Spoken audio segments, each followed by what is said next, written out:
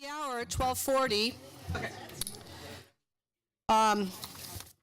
1, 2, 3, 4, 5, 6, 7. I got it. I count a quorum.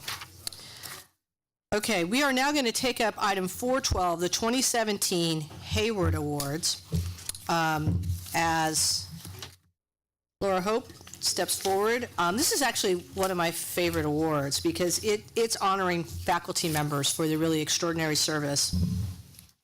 And actually this year I noted that 2 of the awardees are full-time faculty and 2 are part-time, and I guess that's now the new rules, which is terrific. As a child of a former part-time faculty member, thank you for that. Executive Vice Chancellor Hope, please take it away.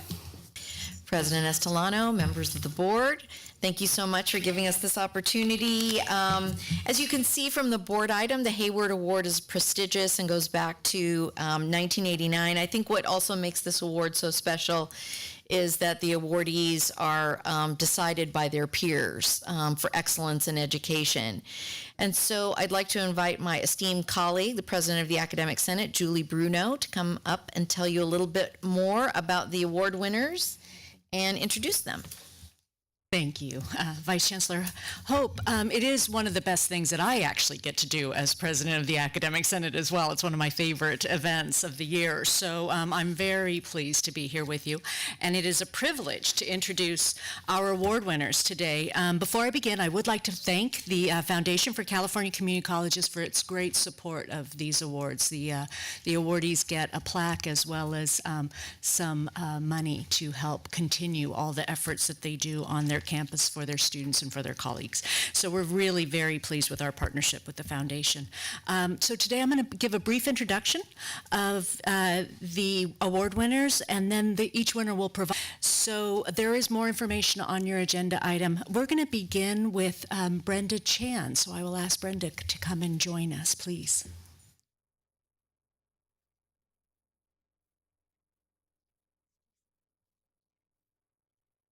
So thank you. So Brenda, so Brenda's actually here supported by her husband and her academic senate president from East Los Angeles College. So we're thrilled. She actually has an entourage. Excellent. Thank you. In her 25-year career, Brenda has served as a nurse clinician, educator, grant writer, and researcher in both academic and service settings. Ms. Chan began her educational career as a student at East Los Angeles College, where she took the prerequisites necessary for the RN program and worked in the college learning center. This auspicious beginning informs her work today as she mentors nursing program students as well as recent graduates of the program.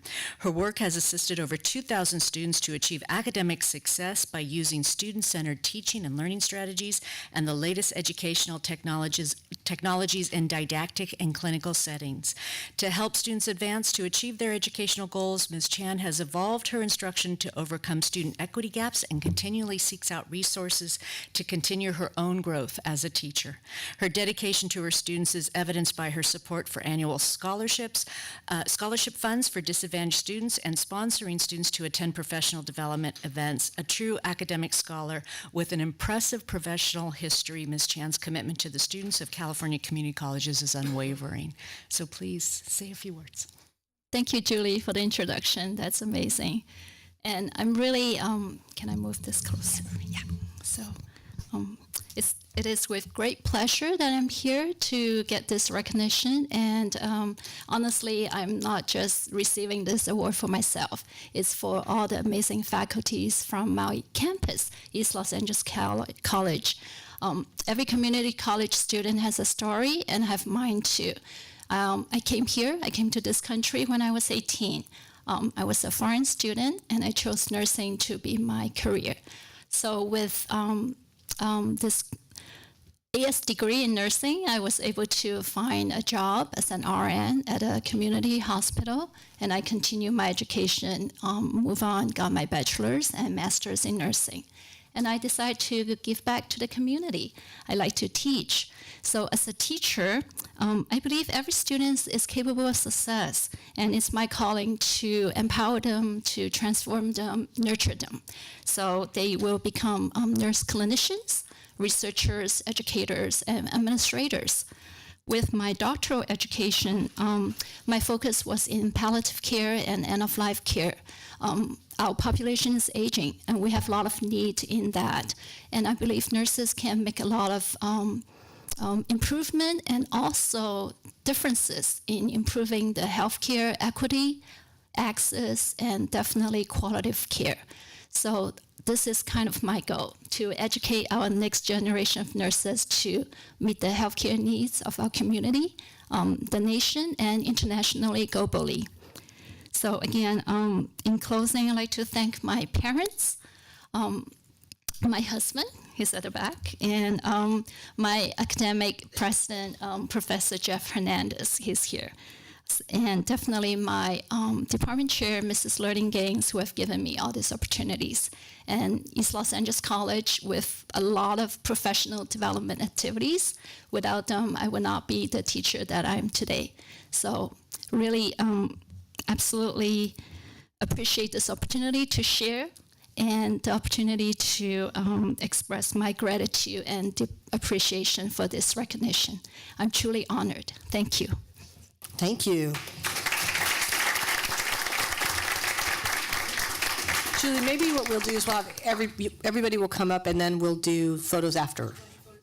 Yeah, we'll do them at the end. So let's, maybe stay in the front row, Dr. Chan. Just, go ahead and stay in the front row because we're going to do photos right after. Okay. So our next winner is Shoshana Silva. Shoshana is a faculty member in psychology at Fresno City College. So do I have that wrong? No, okay, good. English and tutorial. Okay, so I have a little information wrong. Okay, but thank you for joining us. As an educator and a researcher, Dr. Silva believes in working in collaboration with colleagues to advance student success. As an educator, Dr. Silva has implemented essential skills workshop while working with counseling and financial aid departments to create a platform of college success skills needed by students. As a researcher, her work has taken her across the state to train campuses to better meet the needs of diverse students. Dr. Silva's research aimed to understand the plight of adjunct faculty as well. Her findings uncovered a relationship between the outcome of low psychological safety for adjunct staff and potential negative effects for students. In response to this finding, Dr. Silva is developing a program to increase institutional cohesiveness and psychological safety to improve the work environment for faculty, thereby improving students' experiences. Dr. Silva begins with improving students' lives by supporting their educational process and extends to the support of adjunct faculty who comprise a large portion of the student's journey. In all of her many endeavors, Dr. Silva shows her dedication to the faculty and students of California community colleges. Would you like to say a few words? Thank you. Oh, okay. So good afternoon. I'd like to begin by thanking the Fresno City College Academic Senate, the Academic Senate of California Community Colleges, the Board of Governors, and of course my wonderful students and tutors, and lastly former Chancellor Gerald Hayward, for whom this award is named. This great honor is something I share with my institution, students, and my fellow adjunct faculty who make up the majority of professors within the California Community College system. My most recent research has led me to not only better understand the plight of adjunct faculty, but to create a professional development paradigm to increase institutional cohesiveness and psychological safety for adjuncts to improve student experiences in the classroom and tutorial centers, because that's what it's really all about. Every day, every student. A few years back, my daughter, Dr. Jennifer Dorian, and I developed the Brain Food Project, which provides food to students during tutoring, and EASE, a training methodology teaching faculty, administrators, and tutors how to uplift student lives through empathy, awareness, and sensitivity for equity. Lately, I have been hearing a lot about being intrusive in student lives. Yet for me, the call is to be engaged in student lives. Where there is need, we are called to meet it. And to the students who show up every day, despite the odds, in the face of adversity, in an often unstable political climate, for the students who show up hungry, not knowing where they'll sleep at night, for the students who show up to make tomorrow better than today, this is for them. Thank you. Thank you very much.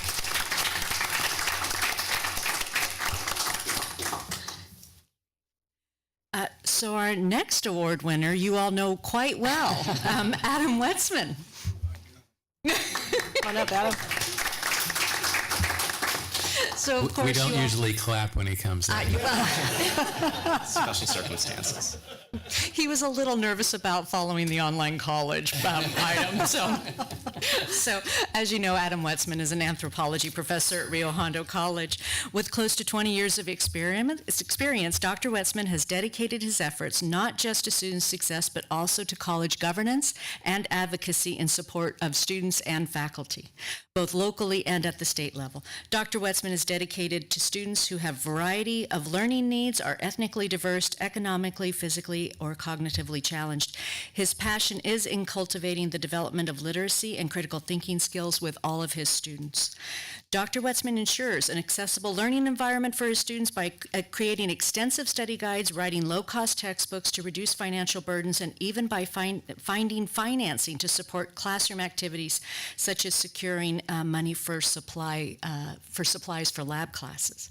Additionally, Dr. Westman has held numerous leadership positions at his college. He has served as an academic senate member, the vice president, and the president of his academic senate, as well as local union president. He currently serves at the state level as the president for the Faculty Association for California Community Colleges. He too brought an entourage with him. We have some of those folks here. And Dr. Westman's dedication to students, faculty, and our system at both the state and local level is obvious to all who know him. Well, thank you. I got an email yesterday from somebody from the Senate office, and they said, we'd like you to give a 2 to 3 minute presentation. We hope it's not too late notice, which I thought was kind of funny. Give me an open mic, and I'll be here for quite some time. And in fact, I think that our 4th recipient is not here, so I'm going to take that person's time as well. I got into teaching because I didn't want to wear a tie, I didn't want to shave every day, and I wanted to take a nap in the afternoons. And here I am wearing a tie, I shaved, and my nap is not looking very good for today. So, first of all, thank you for the award. I guess that means that I'm awesome. But if you pick any random faculty member at Rio Hondo College where I teach or in the state, they too will have an equally impressive list of things that they do for their students, that they do for their communities, that they do for the institution, that they do at the statewide level, and maybe even the federal level as well. So this is an award for all faculty, and I think the Board of Governors and the Academic Senate and everybody else involved in giving this award. I also want to thank some people who are truly inspiring, and those are the people that I work with on a kind of a monthly basis, the other statewide faculty leaders, including Julie Bruno and John Stanskis from the Senate, the union leaders, which includes Jeffrey Michaels and Jim Mailer, and especially Lynette Niaga and Bradley Reynolds from CCA. One of the things that was not mentioned in Julie's notes was that I'm also on the board of the Community College Association, which is the statewide board for higher ed for CTA. So I want to thank those people, and I want to thank my entourage. So Lynette Niaga is from Rio Hondo here, and we have Cynthia Castillo and Lydia Stoyan from FAC. But you know, at the heart of it, we're really about teaching. I mean, that's really what we do. And so even though I've done these other things, my focus is always on the classroom, and we are always looking to improve how we teach and how students learn. I have a relatively unique opportunity in that for the last dozen or more years, I have team taught a class. I teach human sexuality from a cross-cultural perspective with one of my sociology faculty members and one of my colleagues at Rio Hondo. And I don't think a day goes by over the last 25 semesters, and we work together 6 hours a week, and where we haven't had some conversation about, well, how are we going to do this? What are we going to do to help students in this way? How do we get this information better? We are always asking ourselves, how is it that we can do better? And that means that the faculty and also classified staff really are at the forefront of understanding what our students need and how best to serve them. And so we should really kind of be the beginning, middle, and end of conversations when it comes to how best to help students meet those educational goals. And we all have the same goals, right? The Chancellor's office, the Board of Governors, all teachers, all students, we have the same goals. We want students to have high quality, affordable, education that is accessible to them, and we can help achieve those goals. We just need to work together. So thank you all once again for this award. I do want to thank my family. Actually, one of my daughters, I'm from Los Angeles, did want to come today because I think she wanted to miss school. She's in high school right now. But it shows that everybody is really engaged with this. So thank you once again for this great award. Thank you, Adam.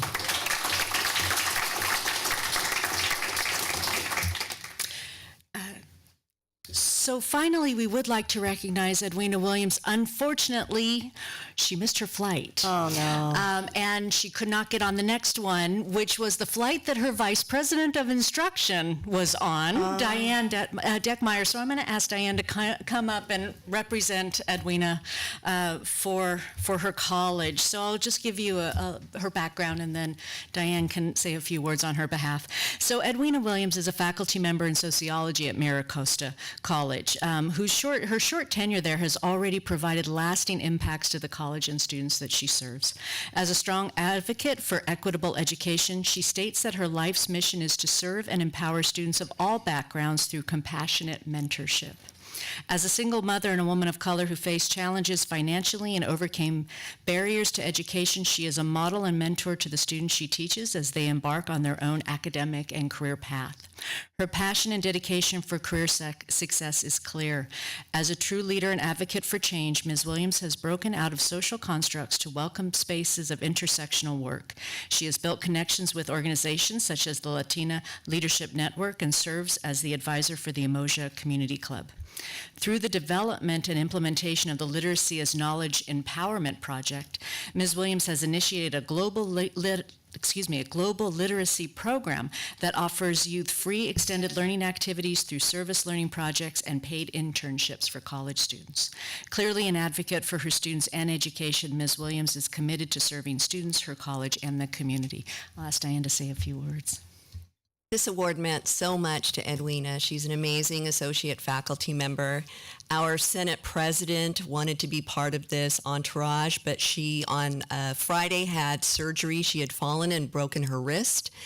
And so I'm apparently the last person standing and hoping that a house doesn't fall on me when I exit the building.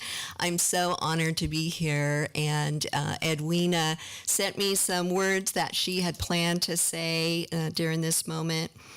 She says, "I'm honored to be a recipient of the 2018 Hayward Award. However, the academic and professional success I've experienced throughout the years would not have been attainable without the social support and mentorship I've received from my colleagues at MiraCosta College. Many of the educational leaders whom I've been fortunate enough to work alongside are dedicated to creating equitable conditions for students. They collectively believe in the power of student-centered learning and encourage their students to have active voices both inside and outside of the classroom. They believe in their students' capacity to lead and to achieve. It is because I've been exposed to such influential educators that I've embraced this form of pedagogy and won this prestigious award. In closing, I would like to give a special thanks to the MiraCosta College Academic Senate for nominating me." If we could give Edwina a round of applause. Hopefully she's watching.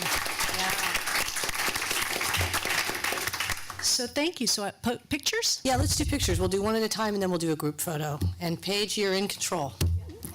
Okay, Daisy, if you can come up to represent the Chancellor.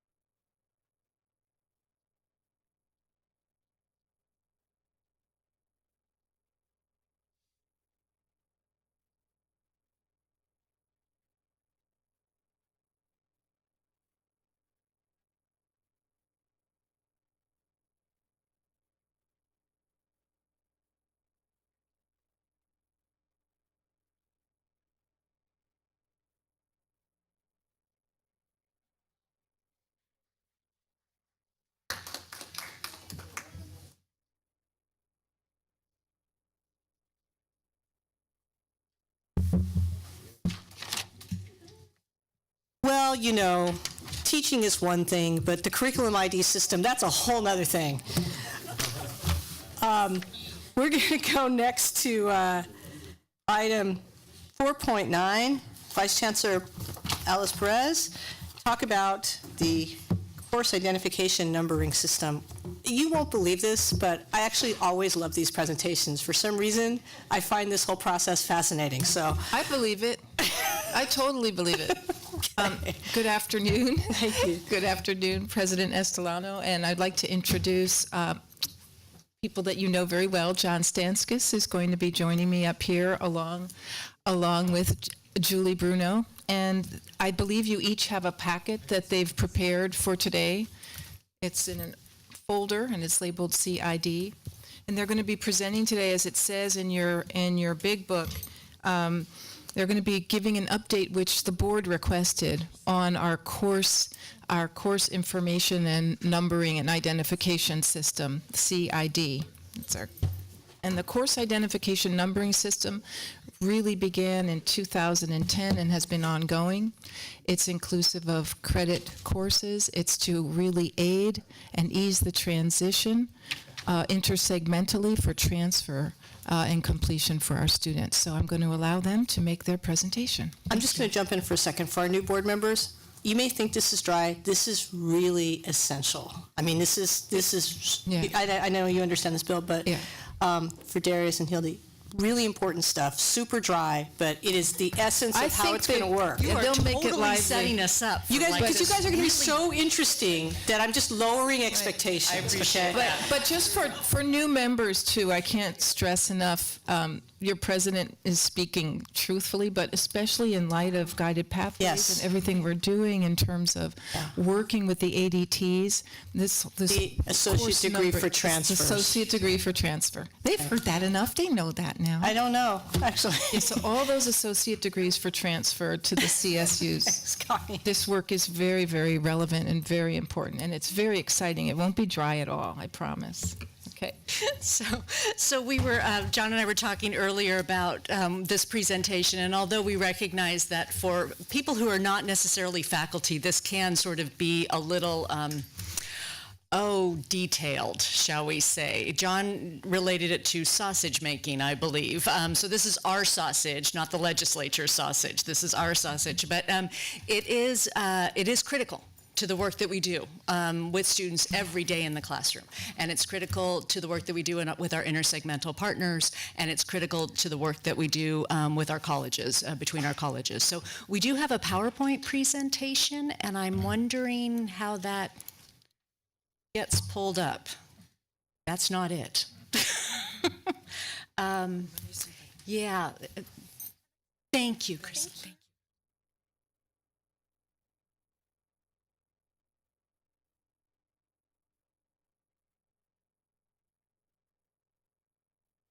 Yes, absolutely. So I'll go ahead and begin. So again, good afternoon. Thank you so much for letting us come and give this presentation to you, just to give you a sense of the work that we're accomplishing across the system regarding CID. In this brief presentation, we're actually going to cover what CID is, how it works, how it supports the goals and the commitments and the vision for success, the benefits to our students and the system, and finally, where we need your help in ensuring the viability and longevity of this good work. And I will try to define acronyms as we go, but please jump in, Cecilia, if I miss one or forget one. So really, when we talk about CID, as Alice said, it started in 2010 sort of fully, but it actually began as a pilot in 2007. It was constructed as a response to SB 1415, which sought to improve student outcomes through establishing a common course numbering system. This was one of the things that we did not necessarily have. Every college has their own numbering system. Although we'd had efforts in the past, and some of you may be familiar with the CAN system and IMPACT, I'm not going to go into those because they're no longer functioning, but it was basically built on that idea that we need some way of talking amongst ourselves about what course is what to students, right? So, of course, this is an intersegmental work, and we partnered significantly with CSU, but we also brought in faculty from private institutions and UC. So over the years, we have had faculty involved at varying degrees of participation, always with CSU, but also with those other institutions as well. So the course identification numbering system is a faculty-driven process, and it is, there we go. And it is really in collaboration among faculty, among the academic senates of the three segments, but particular CSU. And it focuses on both intersegmental, between the segments, as well as intra-segmental curriculum development and articulation. So articulation is really those formal agreements that we have between colleges and campuses. It defines how courses taken at one college may be used to satisfy requirements, general education or discipline-specific requirements at another college. So really CID is focused on ensuring that that process happens. So once the CID system was developed, its structures and processes were used for other things. And one of those other things was this idea of model curriculum. Now, most of you are familiar with transfer model curriculum, which is what the associate degrees for transfer are based on. So, but we've also used model curriculum in other areas, and actually John's going to get into that as we start talking about the vision goals. So the structures and processes that CID set up is effectively our way of communicating directly with disciplined faculty across the state of California in all 114 colleges and all of the 22 campuses of CSU, 23 campuses. I probably forgot somebody and they're not happy with me. 23 campuses of CSU. So model curriculum is really the sequence and series of courses leading to a certificate or degree. Transfer model curriculum are for the associate degrees for transfer. Model curriculum are for our local certificates or our associate degrees as well. And finally, CID process has been really very successful in developing all of these since 2010. We really hit our stride in 2010 after the pilot. So what does CID really do? It provides a numerical tag, a CID designation for courses that match a descriptor. So, and it ensures actual portability of courses across the community colleges, but it also provides that portability into the universities, CSU, UC, and private institutions. Course descriptors are developed by the discipline faculty. They're vetted statewide, and then colleges submit their course outline of record. That's what a COR is, and you'll hear us say COR more frequently than a course outline of record. But that course outline of record is then submitted, and it's compared to the descriptor. And then if the comparison is accurate, it's given that CID designation. The designation ensures that articulation, both intersegmentally and intrasegmentally. So for example, just to make it very specific, I teach public speaking at Sierra College. My public speaking class carries a CID designation of Communication Studies 110.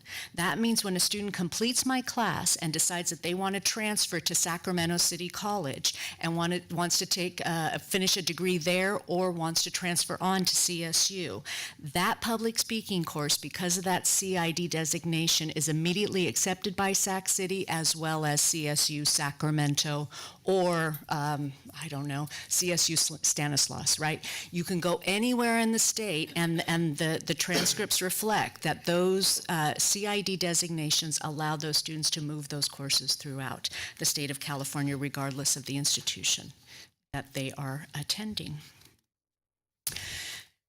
CID also, it's really that idea of one-to-many. So that one course descriptor articulates then to many institutions across the state of California. And although CID was initially about the course articulation, it became much more I guess it's sort of important in the sense that with the passage of SB 1440 and 440, which is what gave us the associate degrees for transfer, we utilized the CID system to really implement that through the development of transfer model curriculum. Now, am I going too fast? Are you all Right on. Okay. So I know for some of you this is going to be familiar, and for others you're like, oh my God, this is just Greek. But it really, it's a lot. But we really utilize that CID system to create the transfer model curriculum, which are the foundation of the associate degree for transfer. And what CID did, because the fact that it's discipline specific and it's heavily faculty, it ensured that any institution that is accepting those associate degree for transfers with the CID descriptors, they have an integrity. Those degrees have an integrity about them. They are assured that that is good, solid education for our students as they move forward in their educational careers. So the model curriculum was developed using the CID system, and the other thing that we also do is that we do regular and systematic curriculum review. So every 5 years, the CID descriptors are reviewed for accuracy, for currency, for rigor. Any changes that need to be made are made at that time, as will the TMCs are reviewed as well, to make sure that those degrees are still serving students well, still serving where they need to transfer to other universities. Fortunately, the legislation that really drove both the creation of the CID system as well as the transfer model curriculum and the ADTs allowed for faculty to take responsibility. That's one of the best things, is that they said, this is what we want you to do. We don't care how you get there, and we know it's a faculty area of purview, but this is what we want you to do, so please go do it. And when they said that to us, we were able to really come together with our CSU colleagues and say, okay, let's take control, figure this out as we move forward. This coordinated approach to implementation would ensure that the community college and the CSU faculty remain in control of the curriculum, because that's where their expertise lies, and it yield those benefits that the students really needed. So that's kind of where we came from.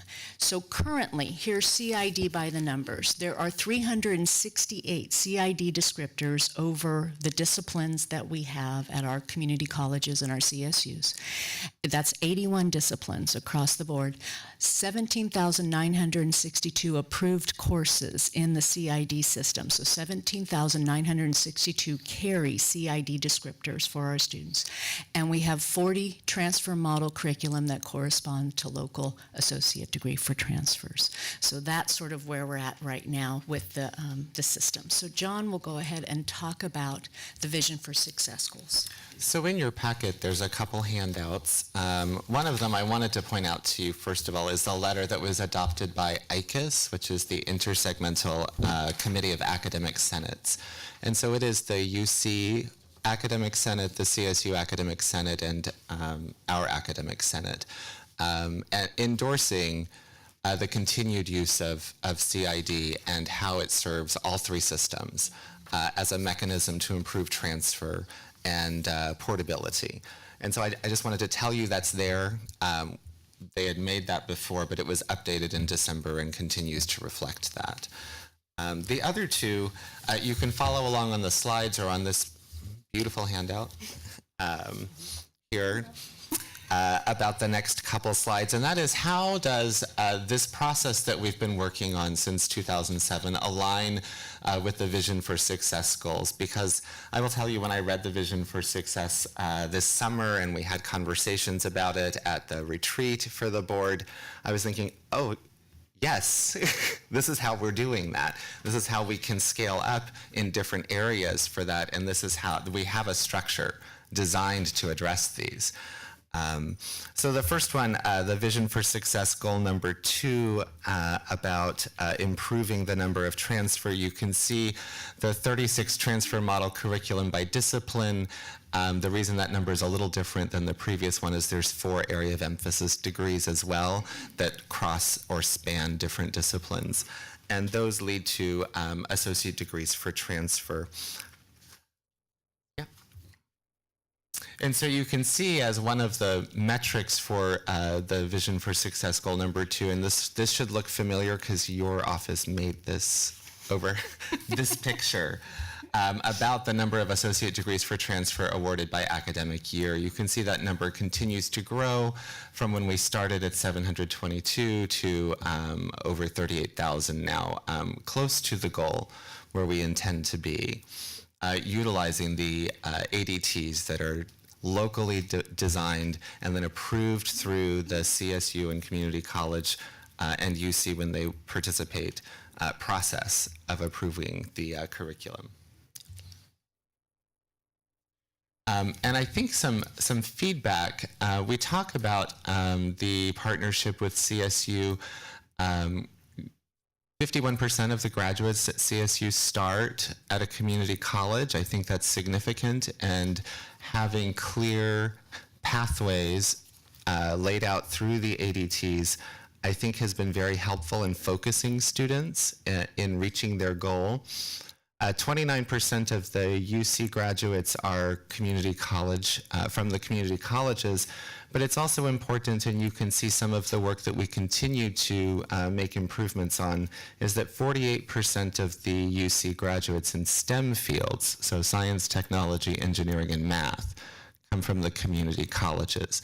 And so it tells you a little bit about where the focus is of the CSU versus the UC, and how some of the efforts that we may describe to you in the future are being pushed depending upon which system we're working with. Goal number 3 was to reduce the unit accumulation and time to degree. If you think about the whole purpose of transfer model curriculum, and then colleges publishing in their catalog their associate degree for transfer that tells students exactly, here's what you need to do and you will transfer. You will be transfer prepared, and the CSU will accept you for that, is really, I think, an early version of a guided pathway, right? Is telling students how to get to where they want to go here. And so you can see here the average units completed per student per degree is 87 in the system, and that's for any associate's degree. For students completing an ADT, it's 80. That may not be the perfect number that we want, but I'm showing you, I hope, some progress toward that goal of getting down to 79, where we wanted to be. And just to remind you that they do, for the associate degrees for transfer, they can complete in 60 on our end, and then they transfer to CSU and they complete 60 on that end as well. Yeah, semester units, sorry, I don't even know what quarters are. We'd have to figure that out. But that was the agreement through the SB 1440 and 440 legislation. You can also look at the median time to degree. For the time for any associate's degree is 4.6 years. That's how long it takes our average student to complete an associate's degree. And the median time for an ADT is 3.8 years. Again, could we improve that? Do we wish more of our students would be full-time? Yes. Are all of our students going to be full-time students? No. And so figuring out how that pathway that we lay out in our catalogs and that we have worked on and provided for our students is influencing some concrete behavior, I thought was important for you to see as it aligns with the vision. Improved CTE outcomes. CID has worked to expand into CTE fields. Right now we have 35 draft model curricula in CTE fields. We've had several convenings around the state, and I'm going to guess you can read those numbers, and I should stop reading them to you. But it's interesting to talk to. I've been to several of these discipline input groups, or DIGs, where we invite discipline faculty to come together and talk about what is the best way to represent the curricular achievement of your students in terms of a certificate or a degree in this field. And it took us a while to figure out how to convene those groups and make that relevant for them, because there isn't the mandate from the legislature to do it, but I think we've figured that out pretty well.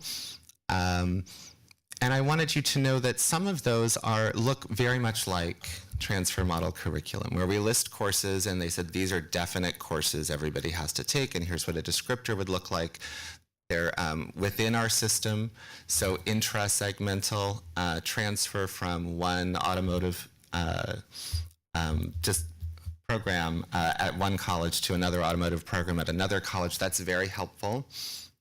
But also some of those fields, such as I think it was business information competency, as well as respiratory care, said, that's not the right model for our discipline. And the right model for our discipline is to list, here are the things that you can do and how you do that. And we anticipate that other programs would be able to submit their curriculum and we'd be able to map that to these competencies and say, okay. And so moving into that competency-based field through a system like CID is an area that we have already found at least 2 or 3 disciplines who've said this is a better match for us, and we're going to move in that direction. And in part, that has to do with the influence of their industry and business partners. So they are also involved in this process as we move through it. And they come either to the digs, but they also, when we vet all of this stuff out, they also provide some feedback as well. So it's a nice complement of working with our communities and our discipline faculty within the CTE areas to create these model curriculum and these descriptors. So this is more cutting edge. We don't have 10 years of experience with this. We have 1.5. But this is where we're moving CID in this field of serving our students better and helping that portability. Part of the reason is because we noticed students swirl. Yes, they move around to different colleges, particularly in some locations. In some of the transfer areas where there is a 4-year institution, it's easier to map almost because there's a transfer institution saying this is what it has to be. But with locally grown disciplines, there isn't a transfer institution saying you have to take automotive studies in A, B, and C. It's you have to cover this content, and different colleges have created that in different ways. And so figuring out how to help the student who moves from LA Trade Tech to San Bernardino Valley College because their family needs them there and wants to continue their automotive studies degree, this is one of the ways that we're trying to help that. This also allows for comparability between the programs, so that any employer would know based on what the model curriculum is, what they're getting in those students that are graduating, regardless if they're graduating from San Bernardino or from Los Angeles Trade Tech. So again, it's that nice complement of making sure that our students are well prepared for their future endeavors, but that they can move through our system as they need to based on their own personal experience. So I'm hoping that you can see that the work that we have been doing is highlighted and magnified by the Vision for Success. It helps direct us in more areas and areas to improve. This was requested by the Board of Governors about what's happening with the CID system. I think you have the last slide, but that's everything up till now, if you want. Let me go ahead and just cover the last slide. So one of the challenges that we're having with CID right now is that it has been in existence for 10 years. It has been historically funded through the Chancellor's Office, and the Chancellor's Office has been great in finding us funding every year. And last year, the legislator authorized $1 million to come directly through the Chancellor's Office to the Academic Senate because of trailer bill language. So we were able, I'm sorry that Jeffrey's gone because this is an interest of his, we were able to eliminate the district being in between our CID money from the government to the academic. So that's a really wonderful partnership that we now have with the Chancellor's Office. The biggest challenge that we are having right now is that it's still a yearly discussion. Every year we discuss how much money we need for CID efforts.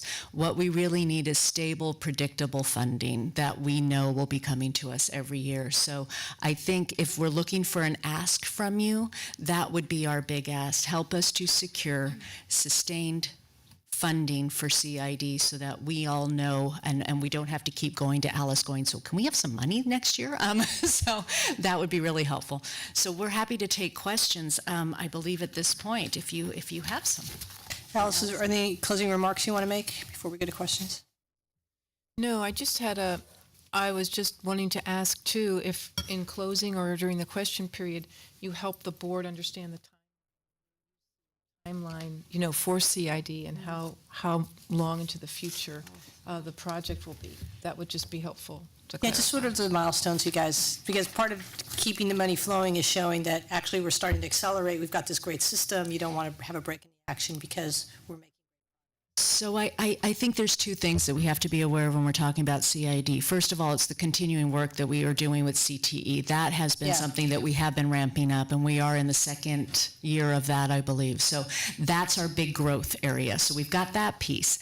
But the other piece that we have is the ongoing systematic review that we do of the descriptors and all of the model curriculum every 5 years. So every year, every semester, we are convening faculty again to review descriptors within a discipline and review the transfer model curriculum and the associate degrees for transfer to make sure that they're all relevant and current. So I think we've got the ongoing costs of ensuring that that's continuing to happen, and we continue to use, work with our CSU partners and our other university partners to make sure that that's all in place. But then there's also the ramping up of the CTE work as well. John, do you want to say more? There's also expanding into other disciplines as we get requests and we have a need to do so. I did want to mention, because it might not be clear for everyone, curricular review is required. It's part of Title V. So every college does this on a cyclical basis. So either every 4 years, 5 years, or 6 years for non-career education curriculum, or every 2 years for career education, to make sure they're aligned with industry, they're aligned with transfer requirements, and that everything is up to date. So that's a requirement of the colleges for their local curriculum. CID is simply mirroring that process at the state level to ensure that the curriculum is still aligned. We have to work with CSU, and we invite UC to also participate in that cyclical review as a curricular process to ensure continued transfer readiness. Okay, let's go to questions from the board, and also just at this time, and so the board knows, we're going to take item 4.10 and continue that to the next board meeting, because it's important for us to get an overall sense of the education technology roadmap, but we're all really tired. So I don't think we can give it the attention that it deserves, and Vaughn says this is something we can continue, so we'll take that next May. So this is really the last substantive item. Then we go through voluntary, brief board member reports, and we have 2 public comments. So I know I have Haynes, Belansky, okay, let me get the queue going. Belansky, Vaughn, Rawlings, Dalili. Want to get into that, Alex? Okay, let's go with board member Haynes. Gotcha. Yes. Okay. You caught my eye first, Pam. Yeah. So this is of real interest to me. And in reality, this is in real interest to students. They don't know it and they don't articulate it, but 87 units instead of 60 is a year extra, and they're paying for it. And so, and not just in money, but in time. And in many cases, they're extending their stay on our campuses because there is no clear connections between the courses they're taking and which ones they should be on the pathway and which ones really don't necessarily meet that. So there's that issue. The other one is I've rounded up 18,000 approved courses out of how many that still need to be approved. How many, are you asking how many courses are in the system? You said you've approved 17,962. Right. So But I'm assuming that's a number that there are other courses out there that are not under this CID? That don't have a CID. That don't have a CID designator? So the way we've selected the courses to write descriptors for are based on the top degrees at CSU. That's where we started, right? And what courses are required for that. And then we expanded into some other areas that seemed common across the community colleges, where having unaligned curriculum within our segment is problematic. So there wasn't a desire to to write a CID descriptor for every single course offered throughout the system. It was the ones that would serve the students best in terms of what they're doing there. That review process, articulation officers submit usually the course outline of record to the CID system for review. I think we try to get that out and back to the Chancellor's office. And So let me reframe the question. If indeed that is your process, then that represents what percentage of courses that are impacting our students the most? So Pam, let me see if I can, so if you look, 368 CID descriptors total, right? Those are the descriptors, and then 17,000, almost 18,000 courses that have been approved that have been submitted locally to those 368 CID descriptors. I think what you're asking is how many courses do not carry CID descriptors, and I actually don't have the numbers on that. Joseph may. I don't have the numbers, but the other thing you have to factor in is you're also matching them with CSU courses. Right. So we could have a lot of courses within our system that are not in the CSU system, because one of the advantages of the Common Course numbering is easy transferability, not just as elective credit, not just as general education credit, but course-to-course major credit. Right. So those 368 descriptors are actually general education, the major requirements for those disciplines. And like John was saying, they're the most common courses that our students would take, so that we may have other courses within the curriculum that are very specific to programs at the local level, but they haven't risen to the state level to be able to have the descriptor conversation, because they're just not that common. So Sierra may have a course in their communication studies program around media ethics, but there may be only one other college in our system that actually has that course, and it may not be a course that CSU takes as a major requirement. It may be an elective. So it wouldn't rise to the level of pulling the faculty together to have the descriptor conversation. Does that make sense? But I think what might also help is the top 25 majors at CSU and all of the 21 UC transfer pathways have majors preparation requirements listed, and there is a CID descriptor for every single one of them. So that's covering most of our students who wish to transfer. So let me just close my questions with this, and that is that there is a tremendous amount of inefficiencies between the articulation between the community colleges, CSU, and UC, that bleed into students really being paying for those inefficiencies of not being able to really navigate. We, as a Board of Governors member, and this board has approved the strategic plan for success. And a number of those indicators are predicated upon clarification, transparency, and clear pathways, in which the CID plays a critical point in that. Now, there are campuses out there, and so I'm using my granddaughter as a guinea pig. She never knows I'm doing this. So if you ever meet her, don't tell her that I've used her. She will be graduating from Santa Monica in June. She, because of she's full-time, that's a good thing. She was unable to take 12 units, but there were intersessions, not just summer school. So at every step of the way, she was able to get her 15 units in. She graduates in June, taking 60 or maybe 64 units. That's our goal, you guys. It may be the chancellor's goal to get to 78, but I'm telling you, this member is trying to get to 60, 64, with the exception of science and those kinds of fields where it's required. And I say this, I'm very excited. I apologize. But this is really critical. And you were right. This may be dry and our students may not know, but this is really, really important stuff. And so when I look at that, this work has started in 2007. It's now 2018. We're talking 11 years.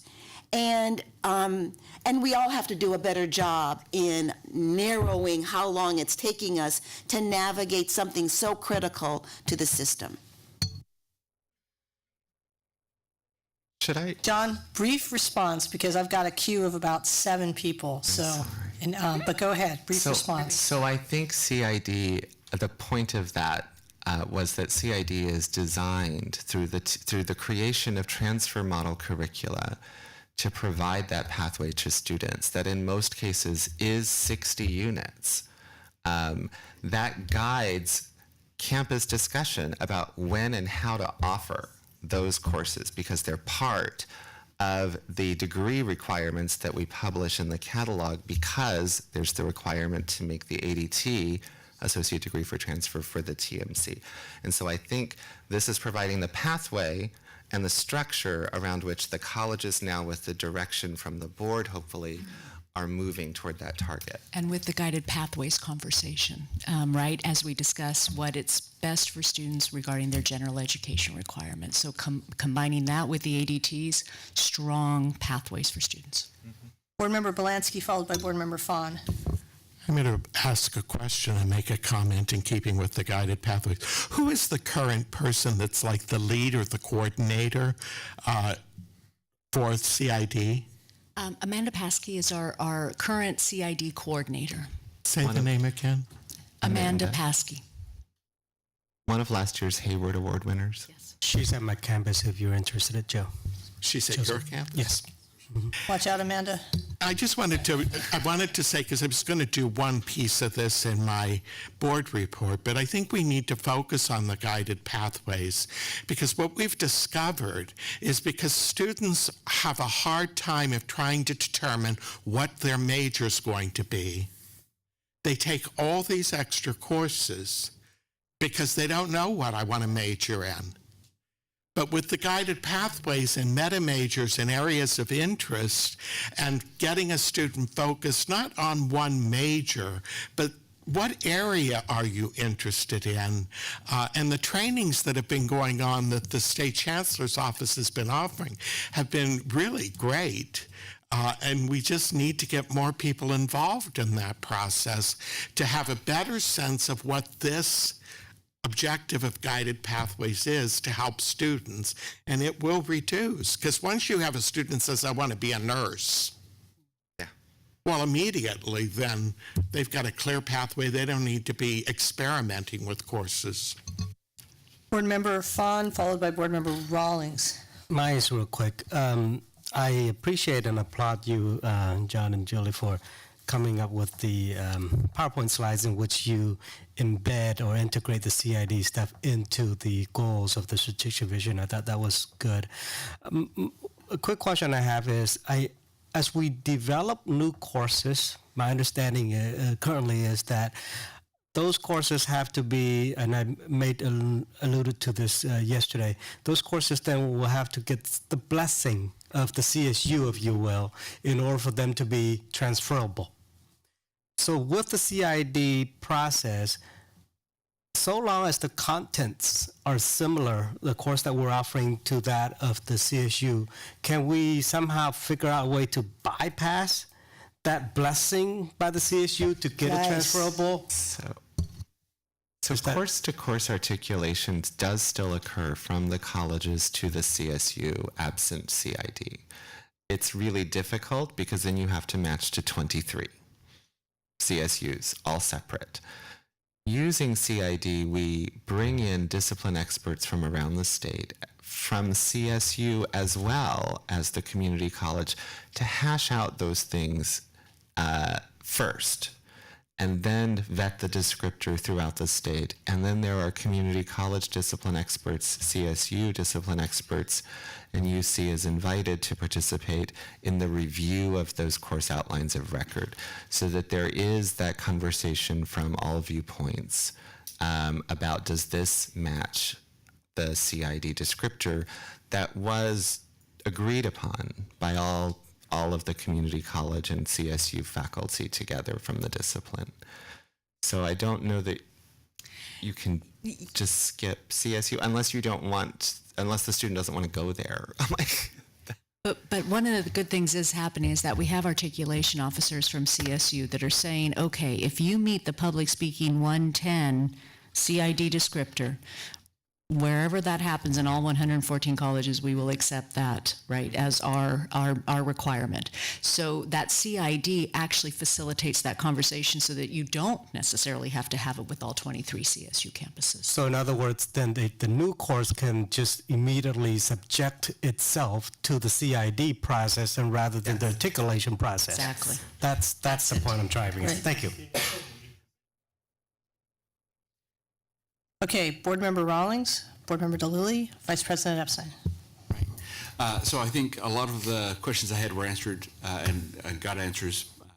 Board Member Haynes-Bialanski. So I want to focus a little bit on the future of the CID work. Great. So I think the work that you've been doing has been fantastic, trying to articulate 114 colleges curriculum to the 23 CSUs and on is great. So I see you have 368 course ID descriptors currently, and then thinking about the work you have going forward, just to check my understanding about the work you're going to be doing from here. If you have most of the major courses and transfer degrees already covered with CID, what's the balance of work between the new descriptors you might need to be developing versus the ongoing review? My understanding now is that the ongoing support is primarily needed in order to ensure that the review of these curriculum as we go through and make changes is kept up. So, so the 368 CID descriptors have to be reviewed regularly. That would be on the 5-year. The 35, no, John, you're giving me the wrong numbers. Hold on. The 40 transfer model curriculum also have to be reviewed regularly. And then when we're moving into the CTE area, we have the 66 CID descriptors and then the 90 draft descriptors. Those will also continue. That number will get larger as we move further into CTE and create more descriptors, as well as the 35 draft model curriculum. Those will also have to be reviewed regularly, and then that number will get larger as the CTE faculty come together and create more of those model curriculum. So all of these components, so our big growth areas in the CTE descriptors and model curriculum are sort of bread and butter is in the transfer model curriculum and the CID descriptors that have already been developed that'll have to be reviewed regularly. The other component of this is that we continue to work with UC on the UC transfer pathways, which also affect the descriptors. So we have that particular piece that we're bringing them into the conversation as well. So a lot of this is very much heavy people driven, right? It's all about getting folks together. It's all about having individuals review all of that information to make sure that we're current. So that's where a lot of that sort of future cost is going to be. Does that help? Okay. Great. Board Member DeLilly, Vice President Epstein. Vice Chancellor Julie John, thank you. It's always a pleasure. We got promotions today. Oh no, Vice Chancellor Julie John. Yeah. No promotions yet. My apologies. Wait. Yeah, in our hearts. First, I wanted to highlight the need for the common course numbers. My dear colleague to the left of me actually told me he's in the wrong geology course because of that, and that's our student representative. So it actually is. There is a need for it. And my very quick question, and I know this is something that Pamela Haynes spoke on, and actually something that Vice President Epstein struggled with a couple meetings prior, is why is the average units completed 87, and what are the biggest roadblocks, very quickly, 1, 2, 3, and how is that going to be alleviated? And still, why is our goal 79? That's a third extra than the 60 and a year. So I hate to beat a dead horse, but if we can get specifics on that. So from that slide, the average time to any associate's degree is 87. The average time to an ADT using the CID process is 80. Still not 60, but less, right? That's the first point I wanted to make. Secondly, I think that's the direction that this board has given to the colleges, is to have that conversation with the implementation of guided pathways, with talking about the vision for success goals. We could tell you from our personal experience why students take more classes than they need to, but that's not sufficient to base policy on, right? So the colleges need to talk to their students about what that is. Some of it we think as a system we've determined is the pathway isn't clear. And so we've adopted this guided pathway structure. Colleges are working to implement that. Faculty are working to identify a meta-major system and how processes would better serve students in that way to reduce the number of units and get them to their goal locally. Other reasons why students take more units than they need to can range from how prepared they are for college, how determined they are about the goal that they have. Many students change their mind. So the idea about meta majors of saying, can we just identify a region that you're interested in? And so we'll make sure your course taking pattern can fit into any of those areas before you move forward, are things that locally I think that academic senates and administrations are trying to address. So the other thing I'd like us to keep in mind is that we do have some high unit majors out there. Thank you. Yeah. So I think even if we wanted everybody to do 60 units, it's just not possible, right? So we want to be realistic, I believe, and as we sort of move forward in this conversation, because we never want to cut off a student's capacity or their ability to go further, and some of those high unit majors are often in some of STEM majors and some other that just take some of more. our CTE majors as well. Yeah, a lot of CTE aeronautics, for example, I've seen a lot of those that are much higher than 60, but it's because there are requirements to be around planes. And we want them. We want them to have all learn of that. those, all of that training. Okay, let's go to Vice President Epstein.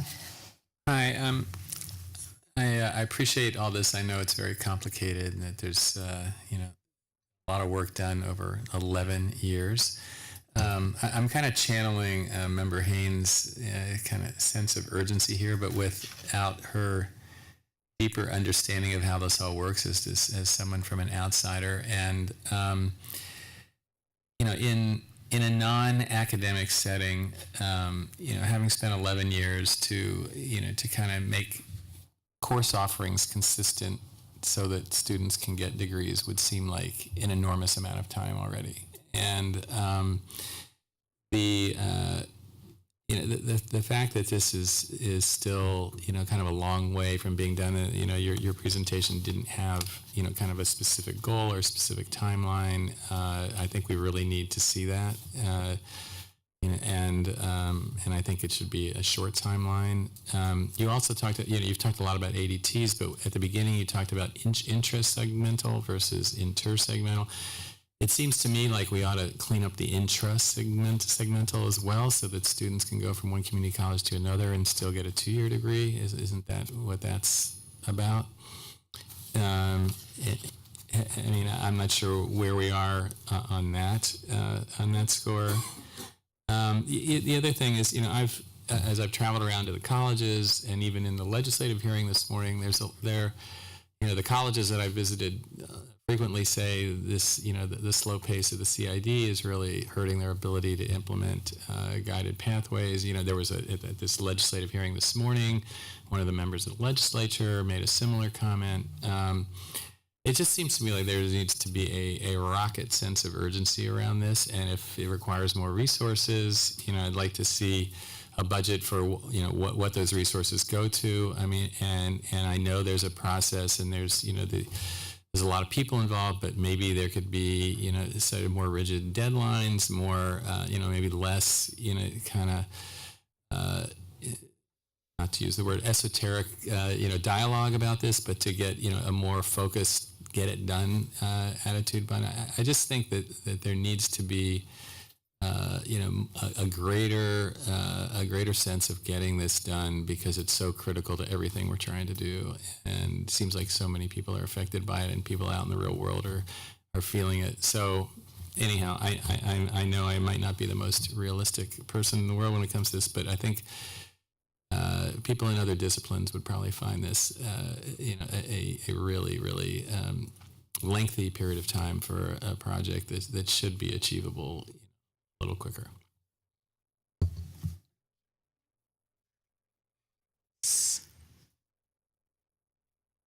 So this process isn't intended to end. It's not a project. It's like curriculum. Like your curriculum committee at your local college is going to meet at least every month as long as you have a college. This is just evaluating curriculum at the state level. And the benefit is the intra-segmental transfer, because once you have two community colleges with the same CID descriptor, you've guaranteed the intra-segmental transfer part, as well as the intersegmental transfer part by aligning these two CSU requirements, and we've also aligned them to the UC transfer pathways. So it's not a project that goes away. It's part of the infrastructure of how our system works. Yeah, I'm sorry. I mean, I understand that. I didn't. I know that it has to be renewed and that sort of thing. But I guess what I'm trying to get my arms around is, and I think others have asked this, is what would be the optimum number of courses, disciplines that have a CID that's consistent and then transferable? I know it's changing because you're adding, the FTE, the CTE stuff, but can we get, and then you're going to have to continue with it forever. I know that, but what is the gap that we have now that people are out there complaining about that we need to get fixed so that this problem that people have of taking, like Alexander, taking courses that don't get him to where he wants to go? So I don't know that we're going to know what that end number is, because part of the challenge with any discipline is figuring out exactly, you bring the faculty together across the state of California, you say to them, where should we make these descriptors? What would be most beneficial for our students? And then they have to go in and do the work. Now, some of the big challenges that we have is this is on top of faculty's regular loading at their campus. So then getting them to all of this stuff can be particularly difficult. And CTE faculty, especially since they're often smaller numbers in their departments, it's even more difficult to get them to engage with these conversations, not that they're not doing a lot of really great work. So I think in part, we have been doing this on a shoestring budget for probably at least, all of the years except for last year. We created a 5-year work plan that we're happy to share. We brought it to the legislature, and that's how we ended up getting the $1 million. Part of that had to go to technology, because part of the challenge that we're having right now is our technology is not quite at where we need it to be able to facilitate the process. So we've got some challenges within the system itself. I'd be happy to share that work plan with you and some of the other challenges as well. But like I said, I think, as John was saying, this is an ongoing process, and oftentimes you don't know what you need until you bring the faculty together to have the conversation. So as we continue to bring CTE faculty together in particular, we will be identifying those gaps where we have challenges in transfer and articulation and comparability among courses and be able to rectify it. But it does take a little bit of time, and it does take resources, which we haven't been, we're not flush with resources. So that's part of the challenge too. Yeah. Thanks for that. And I think what we'd all like to see is that plan and what resources you need to achieve it, and as quickly as possible. And I think that you'd find energy on this board to try and get those resources. We are happy to share that. Yeah, absolutely. I want to underscore that, and I have just a couple more very detailed questions, just so I wrap my head. So you guys got $1 million last year in the budget, right? Did that essentially pay for release time from faculty to get together? Like, what does that pay for? And the second part of it is when you talk about intersegmental, are we then also paying for release time for CSU and UC faculty to come to those meetings, or are they contributing their own? How does that all work? Okay, so $1 million, about I want to say around 400,000 went to technology. 460 went to technology alone. Okay, so so the rest of it did come to us, and it's mostly to pay for. We have some folks that are on reassigned time to coordinate the work. We have some of our folks that are in heavy working on it that are reassigned time. A lot of it goes to stipend for faculty to actually review the courses, which is $10 a course. Is that what something like that? It's not very much. So part of the challenge is really attracting faculty at that amount to actually review the courses. So that may be an area that we look at to really build up the resources to be able to do that. I think staff and travel for most folks, and then CSU actually gets their folks there. They also receive the stipend, but they get their folks there. I believe we don't pay for that. Yeah. The only place we overlap is with the stipend, I think, with CSU. Otherwise, they need to travel on their own. So the CSU has another source of funding that they're using to pay for the stipend, or does the stipend come from your money? Stipend comes from us. We Got pay it. out all stipends for faculty for the CID review. Got it. That's super helpful. Yeah. So just to bring this to a close, I told you it was going to be really important. So cool. Good presentation. I want to echo what our Vice President has said. I think it'd be super helpful to see that 5-year work plan. You guys, some of the stats were really, really helpful. I guess for me, I always think of it in terms of the systems and all of the different initiatives we have going forward. And you guys did a great job overlaying this onto the vision for success. I'd love to see, in my mind, I can see a PowerPoint that says, here's what we did for the last X number of years on this type of budget. And in that course, we did all of these ADTs, whatever the number of ADTs are, this number of courses that are part of that ADTs, this number of transfer pathways for UC. Because you guys finished all of those too, right? They're all mapped. Which is amazing. We right? mapped it. It's on our website. Yeah. So now, okay, and then sort of where then we have this plug of stuff we're working on CTE, and this is where we go. I think that's super helpful if that's in 2 or 3 slides, so if people can see what you've been doing and why this ongoing support is important. But, okay, so because you guys have an ask, which is, hey, can you help us make sure we have an ongoing source of support? We just need to be able to ourselves articulate the reason for that and to show the progress. I'm with Tom. I'm not an educator, though I teach. This is not what I do. I know I came up with the curriculum at my UC graduate class, and somebody approved it. I never thought about all this. Anyway, but my point being, we need to be able to explain to members of the legislature, here's what it's paying for, here's why it's important for our vision of success, here's what they did on what you gave them in the past, or what we as Chancellor's Office has given them in the past, and here's what it would be spent on in the future and why it's critical for our mission. Just super clear. So, but really appreciate you guys doing, and I also appreciate you giving us the background for a lot of our new members and those of us who needed a refresher as well. I'm going to also say that there is the history of CID and TMC's, a white paper on the Academic Senate's website. It's only 9 pages if you're really, That's not truly bad. interested. Get it now while you can. Okay, thank you all much. Oh, I'm sorry. Go ahead, Joseph. The comment that in the past we've also seen each of the colleges and how many CIDs they've had approved and different categories and how many ADTs they've had approved, which I think is very helpful just to see the work. Okay. I believe that's actually on the Chancellor's Office website still. They still do those reports. They still do that. Okay, so as we said, 4.10 is being continued to our next board meeting.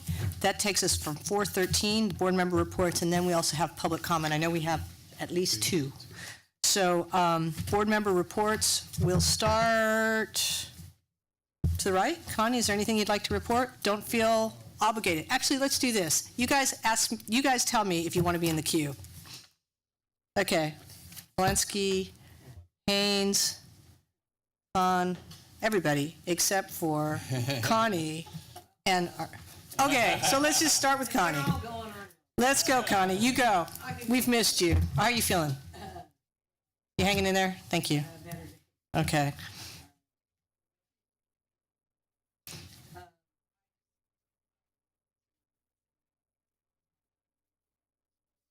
Great president, Stan Carrizosa, is retiring, but they've announced the new president who's on staff already. Brett Calvin, great guy. Great. Has a wonderful background. I won't go into all that, but I'm very excited about that. And Stan will be around. You know how that goes.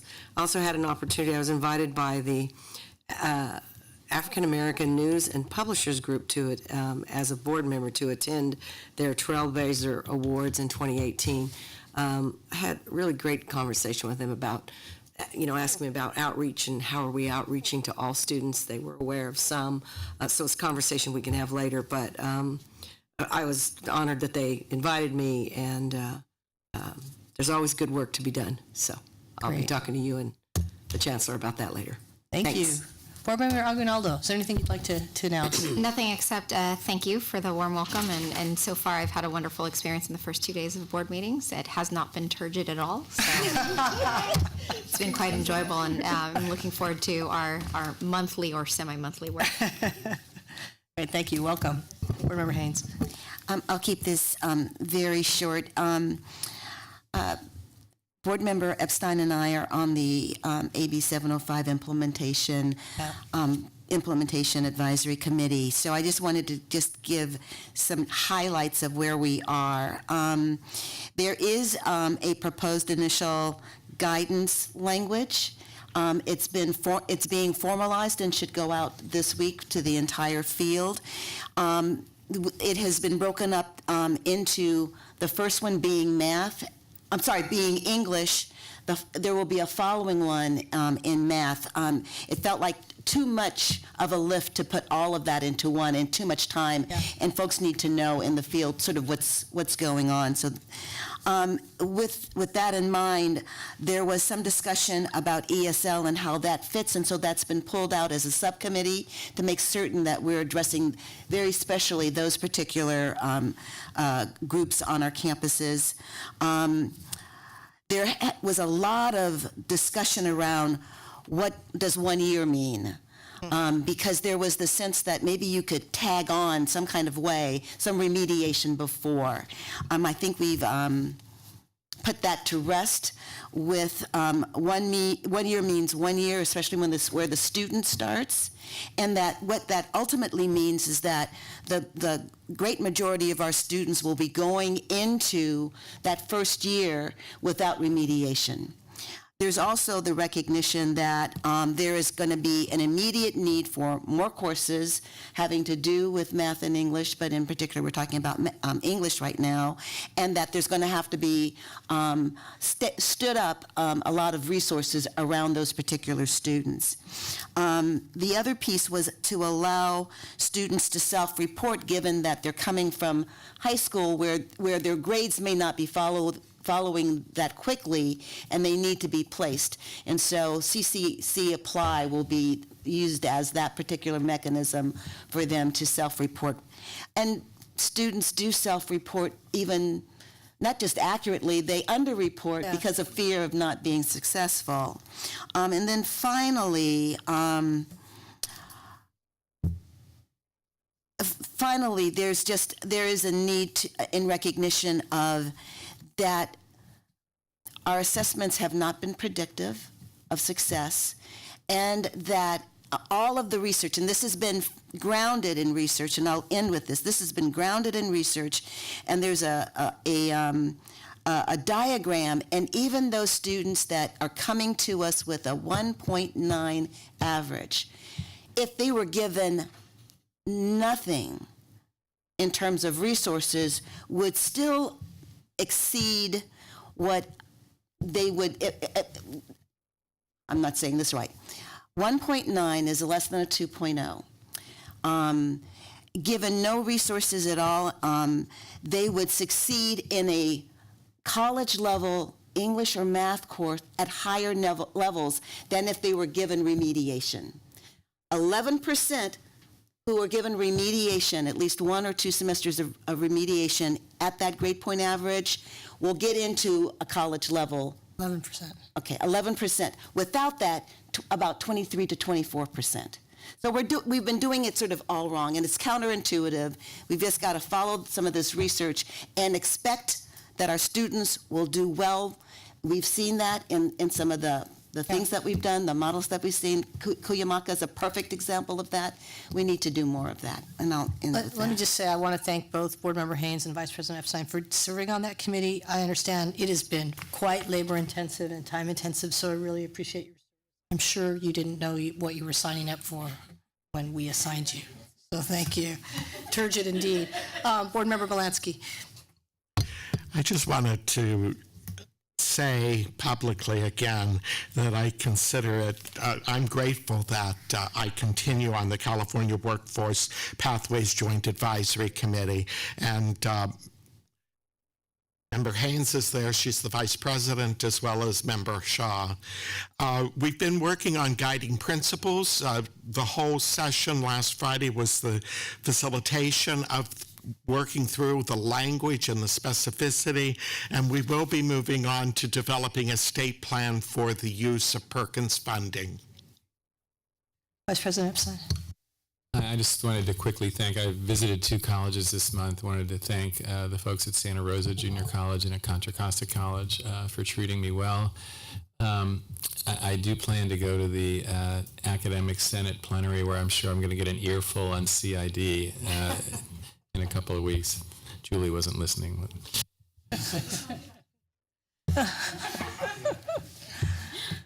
Okay. Board Member Fawn. You sure?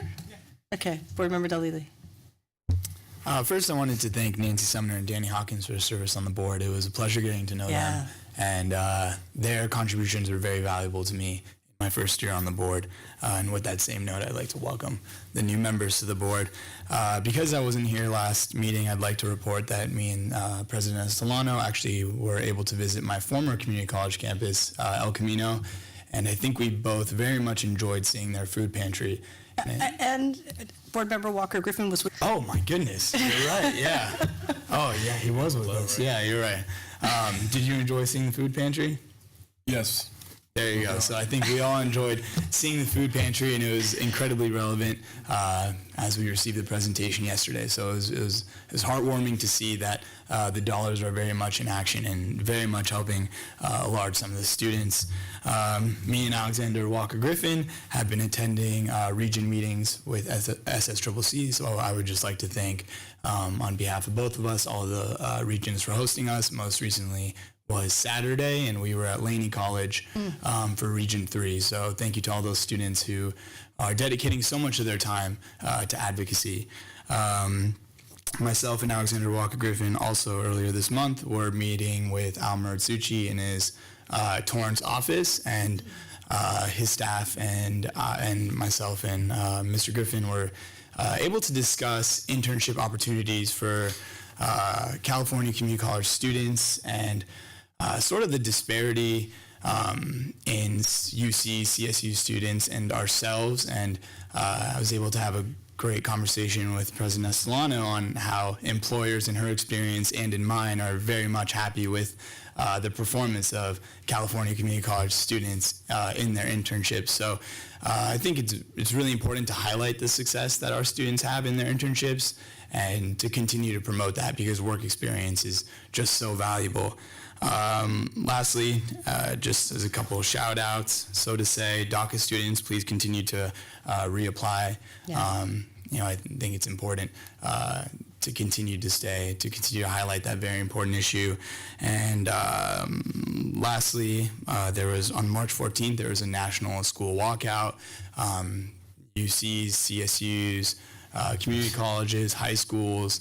At Berkeley, I was a part of it. At El Camino and Contra Costa, those are the 2 that I know, but I know throughout our system took a big stance on that, and that means a lot, especially since this morning there was another active school shooting. So I really just wanted to say to all your students, continue your advocacy. It's our millennials and Generation Z. It's our right to make the change and continue your advocacy, continue the fight, and I'm glad that California is leading the way. Thank you so much. Thank you, Mr. Walker Griffin. Thank you, President Solano. Welcome to my new friends on the board. I hope that this 2 days didn't kill you and you plan to stay with us for future meetings. So since the last meeting, it's been pretty productive. In addition to what Board Member DeLily has mentioned that we did, I met with the president of Napa Valley College. We had a really interesting conversation about their tackling on housing. For those of you who aren't familiar with the Napa area, even though it's in the Bay Area, it's pretty rural. In addition to that, 2 weeks ago, I was with Jonathan and the FACT people, and I was at their conference. And the next day, I went on over to the Capitol and met with some people from Senator De Leon's office, Majority Leader Calderon, and Speaker Rendon's office. And I also attended a Guided Pathways conference with Board Member Belansky. In addition to that, I met with my Assembly member and my friend, Assemblyman Tony Thurman, and we had a good conversation about some of the challenges that community college students are facing, such as housing, food insecurities, things of that nature. And I wanted to note that I am in the right geology class. Earlier this year, I thought I was in the wrong one until I met with a UC Berkeley rep, and I was like, oh, thank goodness I'm in the right one. But I wanted to note that. Thank you. Board Member Rawlings. All right. So I want to thank everyone on the board for the welcome and all of the encouragement and the ideas. I'm really pleased with the leadership we've seen, both from the President, Vice President, and the Chancellor here in a lot of the work we're doing. It feels really like we're on the right track. There's a ton of work to do. We know it. It's going to be great to be part of it. And really, I have a great appreciation for the diversity of perspectives and backgrounds of the folks on the board, and all different forms of diversity. I think it's really one of our great strengths we've got. And as far as activities go, I did not attend any activities on behalf of the Board of Governors, although I did a presentation on classified professional development at the 4CSD conference. And 4CSD is the California Community Colleges Council on Staff and Organizational Development. And so they are the umbrella group that the professional and organizational developments coordinate. And so they have a conference each year. I was very pleased to put on a presentation there about classified professional development, and look forward to doing a lot of outreach with our classified across the state, visiting some of the colleges, attending some of these conferences, and really getting to know some of the people that are making all these great strides for our system. So thank you very much. Madam President, we have two public members who wish to speak, Marlene Hurd and Deanna Shelbourne.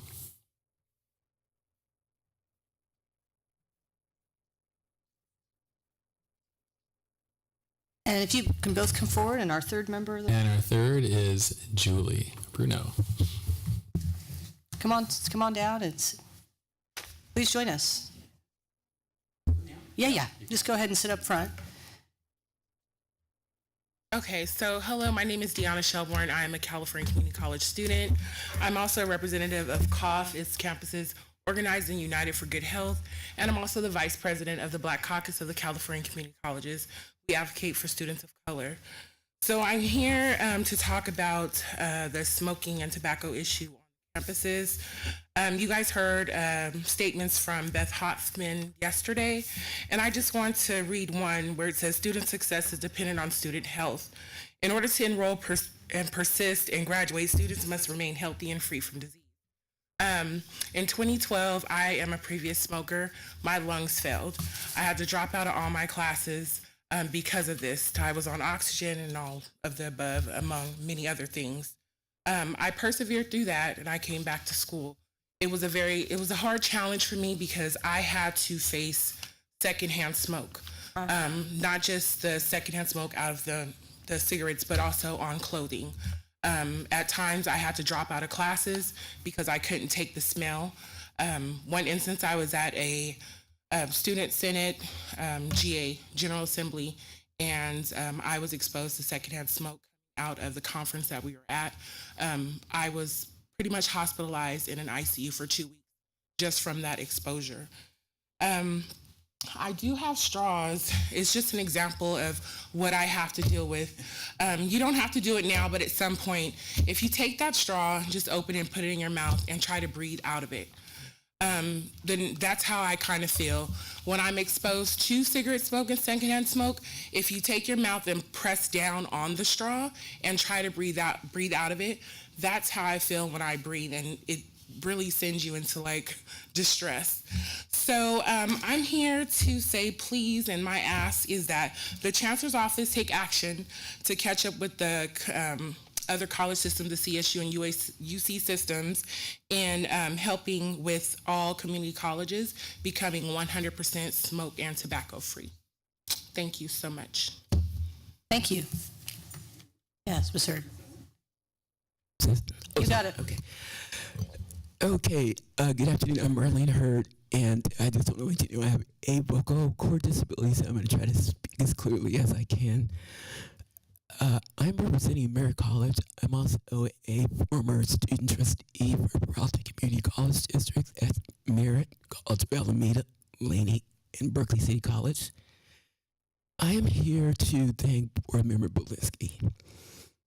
Board Member Belinsky, I want to thank you for assisting us at Merritt College in our newly tobacco-free campus. Thank you.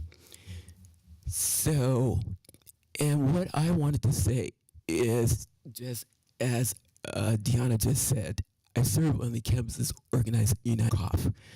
So I just want to echo what Deanna said, that wanting the board members to really look into adopting or getting support from the other campuses and districts to adopt a smoke-free campus. And I just want to share what happened to me in 2014.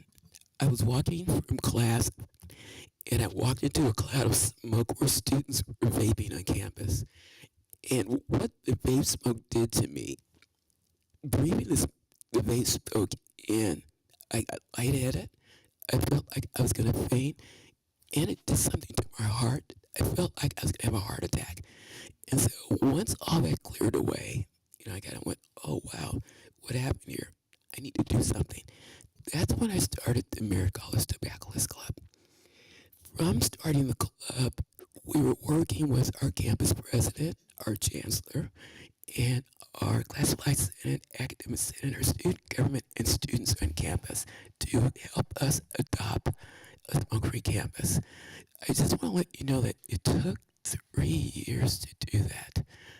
And Board Member Belinsky, again, thank you for your help with that. With 2 more other points I'm going to make. I want to also share with you some statistics.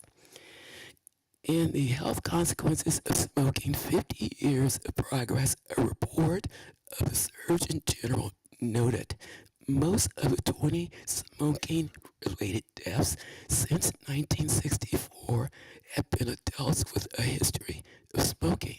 However, 2.5 million of those 30 seconds. 2.5 million of those deaths have been non-smokers who died from diseases caused by exposure to secondhand smoke. And the other thing that it noted, secondhand smoke exposure is now known to cause strokes in non-smokers. So again, my ask is to either work with the districts in asking them to either adopt a guidance memo addressing this issue around secondhand smoke. Thank you. Thank you. Thank you. Julie Brunel.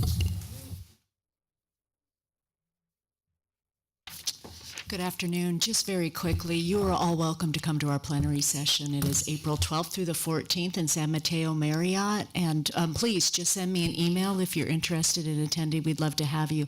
Also, we will be having our Rostrum quarterly publication come out. It'll have about 15 articles, which is about 7 more than we normally publish.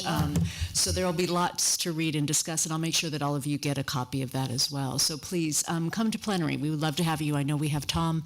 I think, Cecilia, you had talked about coming as well, but it would be great to see all of you there. Thank you. Thank you. I have a question for our general counsel. Mr. LaForestier, do you mind coming forward just for a second? So I understand with the public comments today and yesterday were about smoke-free campus, and we received this report card and talked about compared UC smoke-free versus Cal State versus community colleges. And I think we can't take any action today, this is not agendized, but it would be helpful if maybe for the next board meeting, if you could at least just let us know what is the authority that either the Chancellor or the Board of Governors has in regards to declaring smoke-free system. I don't think we can do that at the state level, but it would be good for somebody to just take a look at that. Happy to do that. I'd appreciate that, and if there's interest among the board, based on whatever report our general counsel gives us, if there's interest, take a position, maybe we take a resolution in support, but we do need to understand what our authority is before we take any action. So I appreciate that, Mr. Fortier. There isn't any other business. We are now adjourned. I'll see you guys in 2 months. Okay.